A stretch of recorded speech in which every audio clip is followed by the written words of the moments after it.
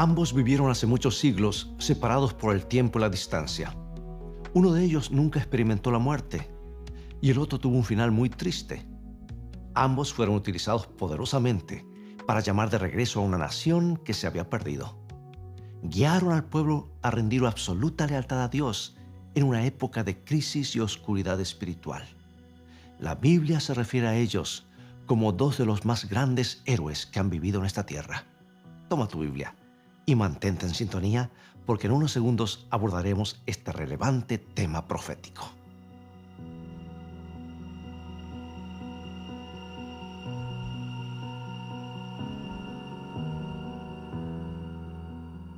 Los dos personajes bíblicos que representan al pueblo de Dios a través de las edades son Moisés y Elías. El primero, símbolo de todos aquellos que pasarán al descanso antes del regreso de Cristo y que serán resucitados y trasladados a la gloria. El segundo, símbolo de todos aquellos que no experimentarán la muerte y que estarán vivos cuando Jesús regrese y ascenderán al cielo con Jesús. En el libro primero de Reyes, capítulos 17 y 18, tenemos la historia de Elías, quien restauró la verdad en un tiempo de apostasía, cuando la nación de Israel se había ido en pos de dioses paganos, dejando a un lado la adoración del verdadero Dios, el Dios creador del universo, lo que implicaba que Dios no podría salvarlos y que indefectiblemente estaban condenándose a la destrucción eterna.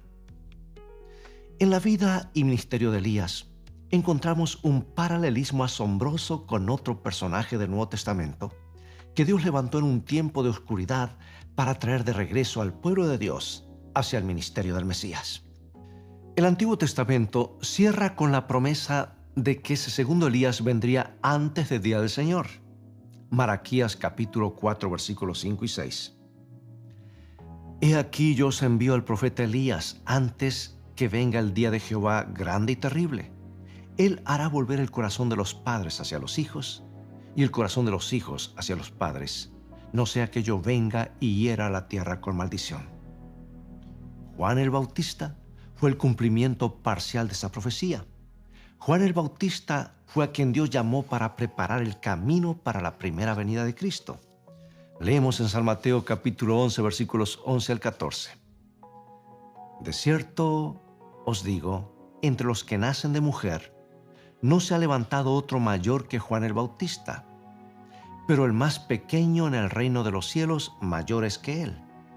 Desde los días de Juan el Bautista hasta ahora, el reino de los cielos sufre violencia, y los violentos lo arrebatan, porque todos los profetas y la ley profetizaron hasta Juan. Y si queréis recibirlo, él es aquel Elías que había de venir. Jesús claramente dijo que Juan el Bautista fue el segundo Elías. Aquí Jesús estaba refiriendo al cumplimiento parcial de la profecía de Malaquías 5. Juan el Bautista, al igual que Elías, el Elías de antaño, fue levantado para una misión específica en un tiempo de crisis. Sin embargo, la profecía que Malaquías nos menciona habla del día terrible de Jehová, el día grande de Jehová. No hay duda que es una mención a la segunda venida de Cristo a esta tierra. Y la pregunta que debemos hacernos entonces es: ¿habrá un tercer Elías que surgirá justo antes del regreso de Cristo con un mensaje específico de reparar el altar de la verdadera adoración y de llamar de regreso al pueblo de Dios a adorar al Creador y a una lealtad absoluta? Eso es lo que parece decir el texto. Y eso es justamente lo que menciona el último libro de la Biblia. De la misma manera como Elías vino para restaurar todas las cosas, igualmente vendrá otro Elías antes del día de Jehová. ¿Será esta vez una persona como Elías o Juan el Bautista? ¿O será un pueblo que va a todo el mundo con el mismo mensaje y el poder de Elías? Vayamos ahora, amigos, a los dos primeros Elías y veamos lo que Jesús y la Biblia dicen acerca de ellos. Y antes de terminar, veremos el paralelismo con el Elías final profetizado en el Antiguo Testamento. Leo en San Mateo capítulo 17 versículos 11 al 13 lo siguiente. Respondiendo Jesús les dijo: a la verdad, Elías viene primero y restaurará todas las cosas. Mas os digo que Elías ya vino y no le conocieron, sino que hicieron con él todo lo que quisieron. Así también el Hijo del Hombre padecerá de ellos. Entonces los discípulos comprendieron que les había hablado de Juan el Bautista.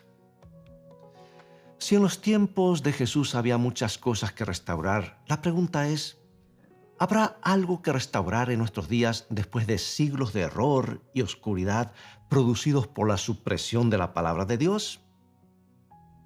Elías finalmente no será un solo hombre, sino un pueblo que va a todo el mundo, porque según nos dice lo que registra San Mateo capítulo 24:14, y será predicado este evangelio del reino en todo el mundo, para testimonio a todas las naciones, y entonces vendrá el fin.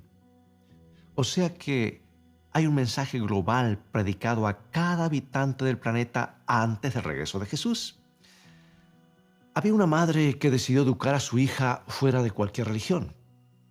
Decía que de este modo estaba dándole libertad, pero el tiempo se encargó de demostrar que estaba equivocada. Su hija acabó creciendo como una mujer sin principios ni valores. La verdadera libertad hubiera consistido en darle todas las opciones posibles para que ella hubiera podido elegir. ¿Sabes? No podemos escoger una manzana de un cesto vacío, ¿verdad? Así tampoco podemos escoger si no nos dan dos opciones, por lo menos dos.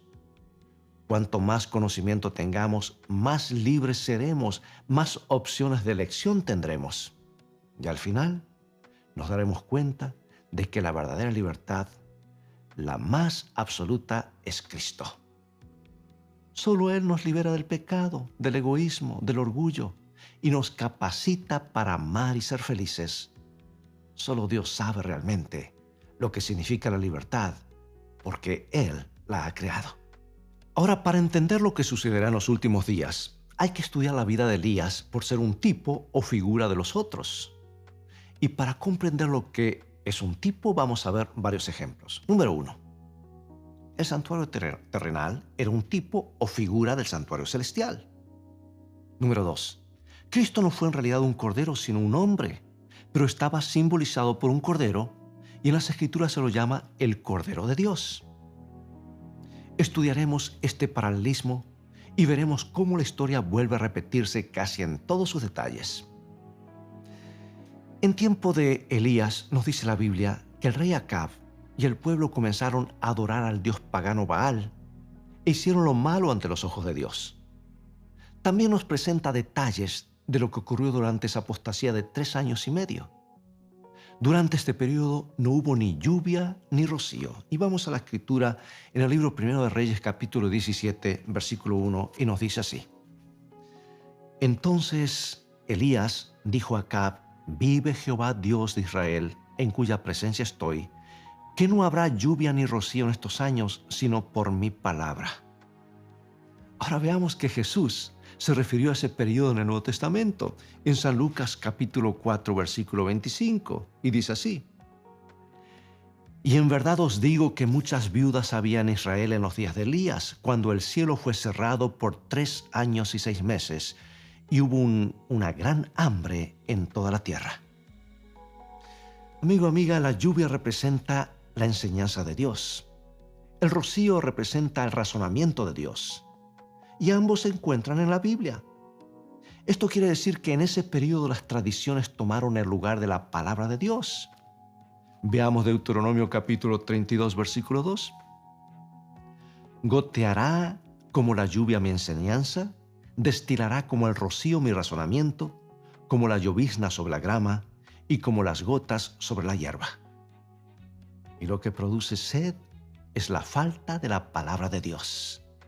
Otro texto más, Amós capítulo 8, versículos 11 al 13, nos dice así.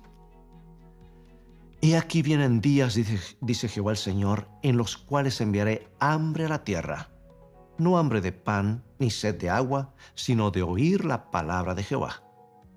E irán errantes de mar a mar, desde el norte hasta el oriente, discurrirán buscando palabra de Jehová, y no la hallarán, desmayarán de sed. Ahora es interesante notar que este mismo periodo de 3 años y medio o 1260 días están mencionados en los libros de Daniel y Apocalipsis 7 veces de 3 diferentes maneras, como el gran período de apostasía conocido como la Edad Oscura o Edad Media, que va desde el año 538 al 1798 después de Cristo, ya que la palabra de Dios fue reemplazada por la tradición religiosa como modo de sometimiento del pueblo. Dios no estaba presente en aquella tradición religiosa de sometimiento, de oscuridad y de mentiras. Y de acuerdo a la Biblia, un día en la profecía representa un año literal, y eso lo ves en el libro de Números y Ezequiel. Por lo tanto, esos 1260 días proféticos equivalen a 1260 años literales. Bueno, sigamos ahora con el paralelismo. El rey Acab se casó con Jezabel, la hija de Ed-Baal, sumo sacerdote de Baal. Ella fue quien introdujo la apostasía en Israel. De paso, Baal era el dios sol adorado en domingo, el día del sol. Se dice de Acab en el libro Primero de Reyes, capítulo 16, versículo 31, lo siguiente. Porque le fue ligera cosa andar en los pecados de Jeroboam, hijo de Nabat, y tomó por mujer a Jezabel, hija de Ed-Baal, rey de los sidonios, y fue y sirvió a Baal y lo adoró. Ahora, Apocalipsis 2 y 3 presenta las 7 iglesias. Cada una de estas iglesias literales también representa una etapa en la historia de la iglesia de los días cuando Cristo la fundó hasta el tiempo del fin. Y el periodo de la iglesia de Tiatira corresponde justamente a la gran apostasía medieval, 3 años y medio proféticos o 1260 años literales, o sea que van del año 538 al 1798. Y en Apocalipsis 2, 18 y 20 encontramos la reaparición de una Jezabel simbólica que introduce un sistema falso de adoración y salvación. De paso, una mujer en la profecía bíblica representa una iglesia. Y dice así en Apocalipsis, en la cita que recién mencionamos.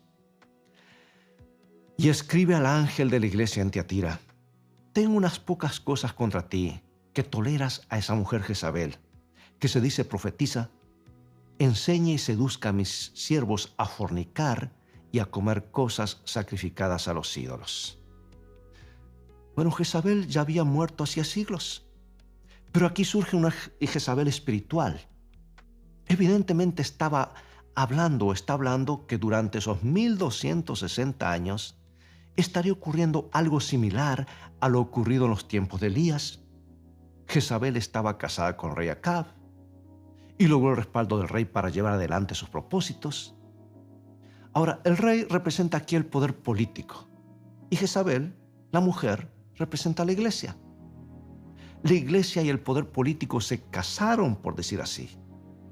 La iglesia de Dios se casó con el Estado y el cristianismo llegó a ser la religión oficial de la mayor parte del mundo occidental y contó con el apoyo de los gobiernos. Bueno, regresando a la historia, vemos que Elías huye al desierto y Dios milagrosamente le proveyó alimentos a través de cuervos y a través de una mujer. Dios lo protegió mientras las fuerzas confederadas de Acab lo buscaban para matarlo. Elías representaba la verdad, o representa la verdad, y se escondió por 3 años y medio o 1260 días. Ahora, interesante que en Apocalipsis 12:6 encontramos que la iglesia huyó al desierto y allí Dios la sustentó milagrosamente por 1260 días o años proféticos, nos dice. Y la mujer huyó al desierto donde tiene lugar preparado por Dios para que allí la sustenten por 1260 días. Tierra, desierto, en la profecía representa lugar poco habitado. Por otro lado, ríos, aguas, en la profecía representa gente y multitudes. Ahora, el dragón o Satanás durante esta época intentó la destrucción de la iglesia. Pero dice Apocalipsis 12 que la tierra ayudó a la mujer. En este caso, las montañas europeas, los lugares poco habitados del planeta, incluyendo las costas de Norteamérica, llegaron a ser el refugio de miles que huían de la persecución político-religiosa de Europa durante la Edad Media. Por 3 años y medio Acab busca a Elías. Y casi al final de este periodo, Elías se presenta. Acab entonces lo acusa de sequía, de la sequía que estaban padeciendo. Elías le dice que es por él, Acab y su apostasía, que todo eso acontecía. Y escucha bien, fue un poco antes del fin de los 3 años y medio que Elías se presentó y comenzó la restauración de la verdad, la cual llegaría a su totalidad. Ahora, interesante que Apocalipsis nos presenta el mismo cuadro, porque durante los 1260 años la verdad estuvo escondida. La salvación por las obras, la adoración de imágenes y santos, el cambio del sábado, verdadero día de reposo como puedes leer en Éxodo 20, y repetidamente por toda la Escritura, el cambio al domingo, primer día de la semana, etc., reemplazaron la verdadera adoración y el plan de salvación. Pero qué glorioso, justo un poco antes de los 1260 años de la apostasía, comenzó la Reforma Protestante, con Wycliffe, Hus, Jerónimo, Calvino, Lutero, Wesley, etc. Y ellos comenzaron la restauración de la verdad bíblica por tantos años escondida. Y al final de ese periodo, Dios levanta un pueblo y da un triple mensaje en el marco del Evangelio eterno que debe ir a todo el mundo, restaurando así la verdad bíblica enseñada por Jesús y los apóstoles. Vayamos a la historia en 1 de Reyes 18:21, porque ahora Elías hace un solemne llamado. ¿Hasta cuándo claudicaréis vosotros entre dos pensamientos? Si Jehová es Dios, seguidle. Y si Baal, id en pos de él. Dos pensamientos, dos grupos, los que adoraban a Dios y los que adoraban a Baal. El corazón del problema fue un tema de adoración. Igualmente en nuestros días se ha levantado un Baal moderno, un falso sistema mundial de adoración. Por eso Jesús da el siguiente mensaje mundial a través de su pueblo, Apocalipsis capítulo 14, versículo 7. Temed a Dios y dadle gloria, porque la hora de su juicio ha llegado, y adorad a aquel que hizo el cielo y la tierra, el mar y las fuentes de las aguas. Todo al final girará en torno a la adoración del Creador o de la bestia. Por eso es que Satanás está empeñado en hacer guerra contra el pueblo que anuncia al mundo: adorad a aquel que hizo el cielo y la tierra, el mar y todas las fuentes de las aguas. Jesús le reveló a Juan hace casi 2000 años quién es ese pueblo. Y así los identifica en Apocalipsis capítulo 12, versículo 17. Entonces el dragón se llenó de ira y se fue a hacer guerra contra los que guardan los mandamientos de Dios y tienen el testimonio de Jesucristo. Allí está. Pronto todo el mundo reconocerá que Jehová es el que creó los cielos y la tierra y que es el único que merece adoración. Bueno, finalmente Dios da una orden a Elías. 1 de Reyes 18:19. Envía pues ahora y congrégame a todo Israel en el monte Carmelo, y los 450 profetas de Baal, y los 400 profetas de Acera, que comen de la mesa de Jezabel. Y así fue, Elías congregó esa confederación que buscaba destruirlo, pero la destrucción hacia Elías se volvió en contra de ellos y fueron exterminados. Pero también la Biblia nos dice que en el tiempo final habrá una triple alianza para destruir al pueblo de Dios, pero que la sentencia de muerte se volverá en contra de sus propias cabezas al darse cuenta que han sido engañados. Y Apocalipsis 16, 13 y 14 nos dice: y vi salir de la boca del dragón, y de la boca de la bestia, y de la boca del falso profeta 3 espíritus inmundos a manera de ranas, pues son espíritus de demonios, que hacen señales y van a los reyes de la tierra en todo el mundo para reunirlos a la batalla de aquel gran día del Dios Todopoderoso. Sí, al igual que en los días de Elías, se acerca una gran batalla. ¿Sabes que la Biblia la llama la batalla del Armagedón? Una batalla entre la verdad y el error. Una batalla por la lealtad de cada persona. Ahora, según Jesús, Elías restauró y restauraría todas las cosas. Elías restauró la verdad.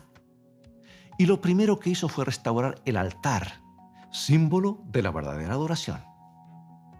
Hoy también hay que restaurar la verdad. Jesús es la verdad.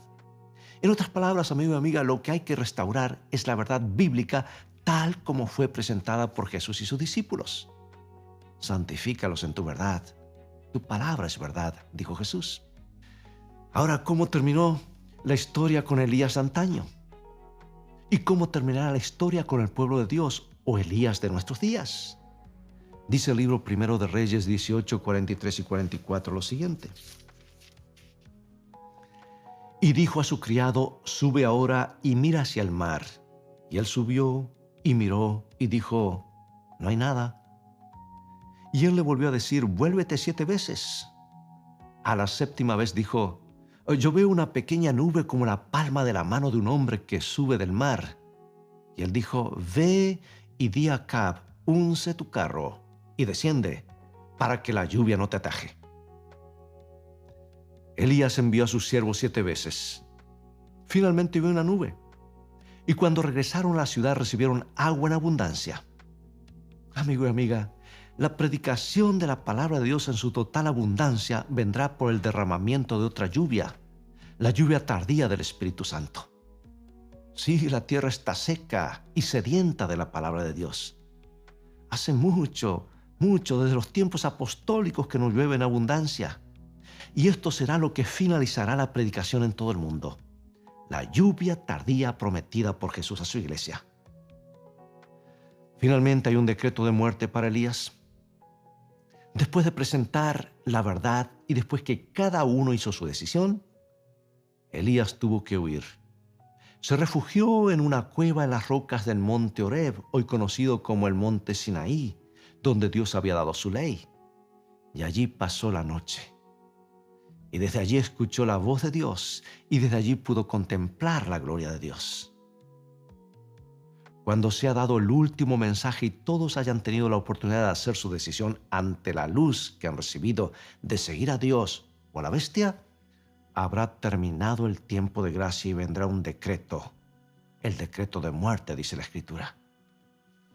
Apocalipsis capítulo 13, versículo 15 nos dice, y se le permitió infundir aliento a la imagen de la bestia para que la imagen hablase e hiciese matar a todo el que no la adorase. Aquí está, amigos. Habrá que huir como hizo Elías, pero el pueblo de Dios encontrará refugio en la roca de la eternidad. Allí pasará la noche, símbolo de las tinieblas espirituales que cubrirán al mundo. Y desde allí escucharán la voz de Dios. Y cuando todos los que se encuentren en pie en el monte de Sión, símbolo de la iglesia, podrán ver la gloria de Dios cara a cara. Oh, San Juan lo vio en visión. Apocalipsis 14:1 dice, después de esto miré, y aquí el Cordero estaba en pie sobre el monte de Sión, y con él 144,000 que tenían el nombre de él y el de su Padre escrito en la frente. Finalmente, ¿cómo terminó Elías? Vamos ahora al segundo libro de Reyes, capítulo 2, versículo 11. Nos dice, y aconteció que yendo ellos y hablando, he aquí un carro de fuego con caballos de fuego apartó a los dos, y Elías subió al cielo en un torbellino. O sea que Elías no murió después de finalizar su misión. Dios le dijo, desciende al valle, y envió del este una carroza de fuego que descendió hasta abajo. Un ángel invitó a Elías para que entrara a la carroza. Dios amó tanto a Elías que le dijo, tú puedes entrar. Y fue trasladado a la gloria sin ver la muerte. Ahora pregunto, ¿qué sucederá con el último pueblo de Dios, la iglesia remanente? Al igual que Elías, muchos nunca experimentarán la muerte. Mira lo que dice Apocalipsis 19, versículo 14. Los ejércitos celestiales, vestidos de lino finísimo, blanco y limpio, les seguían en caballos blancos. Oh, ejércitos celestiales, vienen del este cósmico como reyes del cielo. Descienden a esta tierra para liberar al pueblo remanente. y junto con los salvos en Cristo de todas las edades, y ahora llevarlos a la gloria eterna. Finalmente, ante el trono habrá 144,000 israelitas espirituales, que en realidad es una multitud de salvos que nadie puede contar, alabando a Dios. Estudiemos la vida de Elías. Su experiencia debe ser nuestra experiencia. Oremos. Padre Celestial, al igual que Elías, ayúdanos a ser leales a ti en este momento de crisis y tinieblas. En medio de esta sequía e indiferencia espiritual, envía la lluvia prometida. Y finalmente, cuando venga tu Hijo en gloria, queremos ser trasladados para estar contigo para siempre. Este es nuestro anhelo y nuestro ruego y nuestra oración en el nombre de Jesús. Amén. Amigos, ha llegado el momento de despedirnos. Espero que el programa de hoy haya sido una bendición en tu vida. Te animo a continuar estudiando y profundizando en los mensajes de Jesús revelados en los libros proféticos, en los libros de Daniel y Apocalipsis, a esos me refiero. Así que invita a otros para que también puedan beneficiarse de este programa de palabras de vida. Dios te bendiga y recuerda, tú vales mucho para Jesús. Él te ama más de lo que puedes imaginar.